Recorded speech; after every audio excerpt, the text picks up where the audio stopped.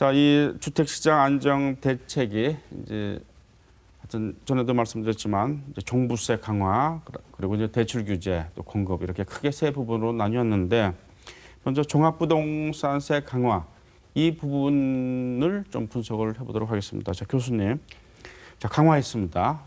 종부세를 강화했습니다.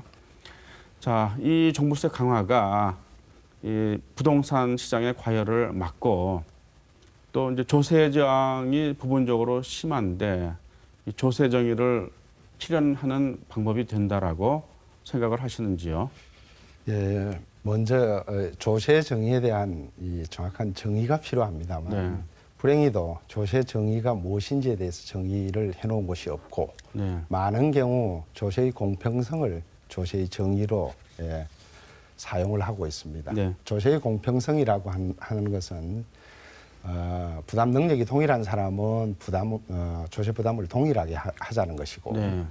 부담 능력이 다른 사람은 조세 부담을 다르게 하자라는 것인데 이 부분이 어떻게 다르게 하는지의 정도의 차이고 이 정도의 차이라고 한다는 것은 다소 주관적이기 때문에 네. 공평이라는 단어를 갖다가 한 단어로 이렇게 정의하기가 어렵습니다. 네. 특히 종부세를 강화한다. 어느 정도 강화를 하는 것이 공평성을 높이는 것인지에 대한 네. 구체적인 답을 얻을 수가 없습니다. 그다음에 이 종부세를 강화를 했는데 다른 말로 하면 이게 보유세지 않습니까? 네. 보유세를 강화를 했는데 집값이 올라갈 것인가 혹은 떨어질 것인가. 당연히 세금이 부과가 되면은 집을 가지고 있는 데 따른 비용이 상승하게 되고 비용의 상승은 그만큼 편익이 감소되는 겁니다. 네. 편익이 감소한다라는 것은 집을 팔 유인이 있다는 것이죠.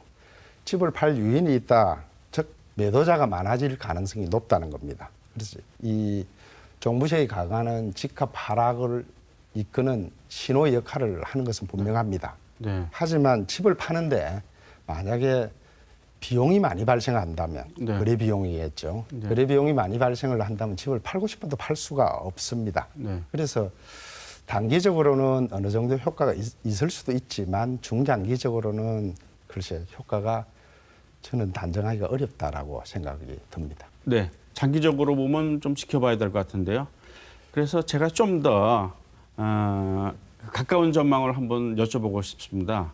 당장 뭐 급락한다, 아니면은 약간 내려간다, 아니면 변화가 없을 것이다. 뭐 여러 가지 뭐 이제 설이 있는데요, 예측이 있는데요. 그래서 교수님은 어떻게 예상을 하시는 겁니까? 예, 뭐 결론적으로 말씀드리면 단기적으로는 약간 인하의 요인이 발생할 것 같습니다. 네. 그러나 중장기적으로는 오히려 거래세를 인하하지 않음으로 해가지고 가격이 폭등할 가능성도 늘 가지고 있다라는 생각이 듭니다. 네. 거래가 일어나지 않으면 지방정부의 중요한 재원 중 하나가 취득세와 등록세입니다. 네. 취득세와 등록세의 세수가 급감하게 됩니다. 네. 그래서 모르긴 해도 아마도 지방정부에서 먼저 죽겠다라는 아우성 네. 소리가 나올지도 모르겠습니다. 취등록세의 비중이 지방정부 재정에서 차지하는 부분이 그렇게 큽니까? 예, 취등록세가 지방정부에서 차지하는 비중은 네. 굉장히 큽니다. 네. 10% 이상을 차지하고 있는 걸로 알고 있습니다. 알겠습니다. 네. 교수님께서 그렇게 말씀하셨으니까 그러면은 거래를 활성화하기 위한 그런 대책은 제가 이 말미에 다시 한번 질문을 드리겠습니다. 예. 네. 이준용 부장님 어떻게 생각하십니까? 이 종합부동산세 강화가 부동산 시장의 이제 과열을 가시적으로 이렇게 막고 그리고 또 이제 뭐 어느 정도 조세 정의도 실현시킬 것으로 이렇게 보시는지요? 예, 우선적으로는 과열도 막으면서 조세 정의를 실현시킬 수 있다. 네. 이것은 두 마리 토끼를 동시에 잡을 수 없다는 얘기랑 똑같다 네. 보여집니다. 네. 그렇다라고 하면 과열을 어느 정도 잠재울 수 있느냐, 그리고 네. 어떤 심리를 어느 정도는 좀 누그러뜨리냐, 이 정도는 기대는 할 수가 있다라고 보여집니다. 그래서 정부에서도 이 종부세를 강화할 때 얼마만큼 좀 높일지에 대한 어떤 고민이 좀 보여지는데요. 네.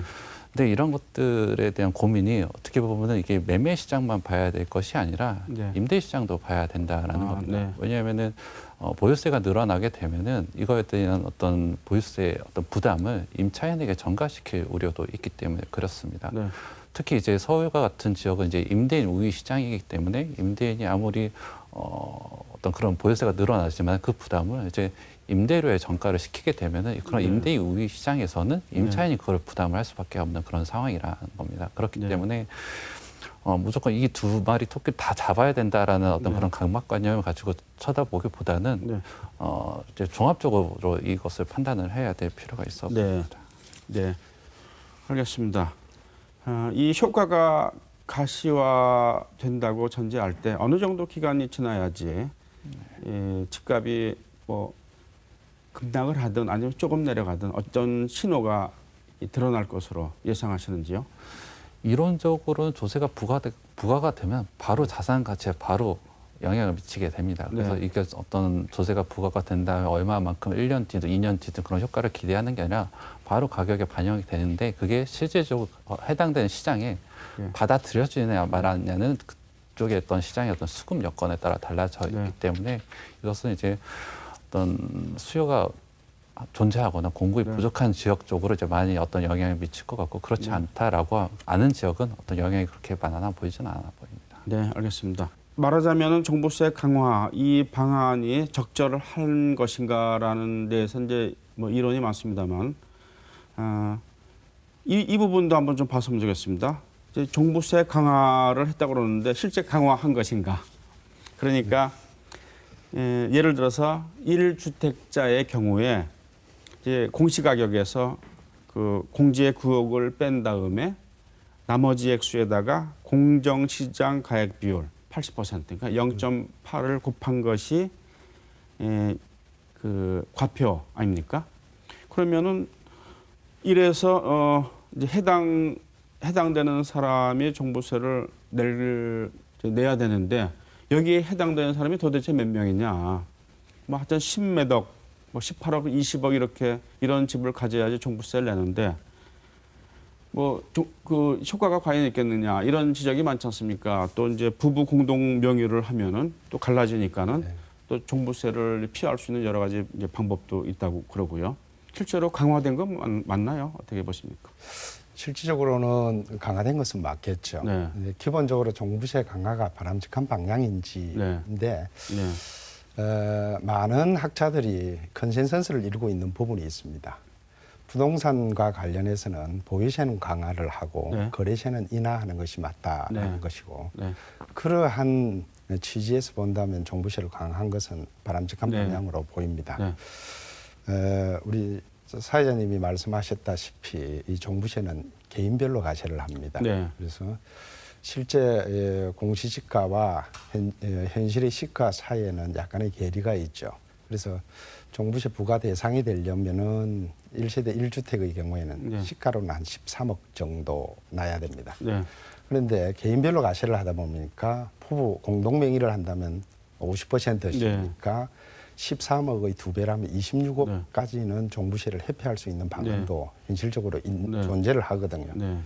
그래서 실질적으로 부담으로 작용하는 사람은 고가주택의 일부에 해당이 되지 많은 주택의 경우에는 해당 사항이 그닥 없다라고 생각이 됩니다. 네.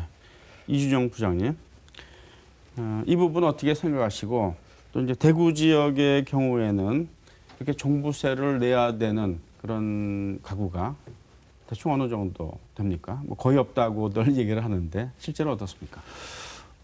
대구 지역에서 어떤 주택의 공시가격이 9억을 초과하는 그런 숫자를 보면은 대구는 이제 단독주택이 한 83호 정도 되고요. 이거는 이제 네. 전체 단독주택의 한 0.05% 정도 됩니다. 예. 그리고 공동주택 이제 연립 다세대나 아파트를 네. 포함한 이제 공동주택은 한 839호 정도로 해서 네. 이제 이거는 0.136% 정도 예. 됩니다.